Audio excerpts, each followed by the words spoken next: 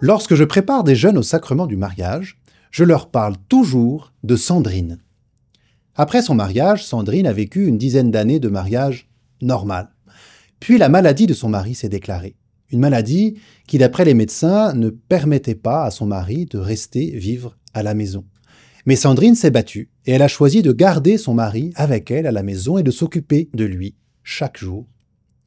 Sandrine est donc entrée dans la deuxième phase de son mariage, la plus longue, dans laquelle elle ne pouvait plus parler à son mari. Sa maladie lui avait enlevé la parole, elle lui avait enlevé les relations, même du regard qu'elle pouvait avoir avec lui. Et Sandrine, chaque jour, a dû choisir d'aimer son mari dans cette situation.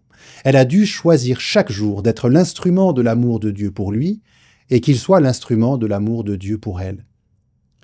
Et Sandrine a eu cette expression merveilleuse quand elle me l'a racontée. Quand ce truc m'est tombé dessus, a-t-elle dit, je me suis dit soit je m'écroule, soit j'en fais quelque chose de grand. Et voilà le petit modèle de sainteté du jour. L'exemplarité d'une personne qui a choisi, face à une situation si dramatique, d'en faire quelque chose de grand.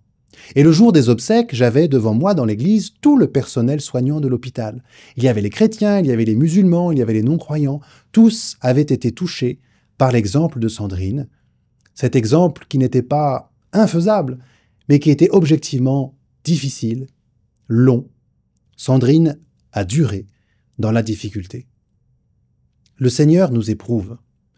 Et le Seigneur éprouve notre fidélité. Il ne nous impose pas des poids trop durs à porter, des situations que nous ne pouvons pas surmonter. Mais la sainteté n'est pas facile, et Dieu, parfois, prend son temps. La certitude de notre espérance ne se base pas sur nos propres forces, mais sur sa fidélité. Au vainqueur, je donnerai de goûter à l'arbre de la vie qui est dans le paradis de Dieu.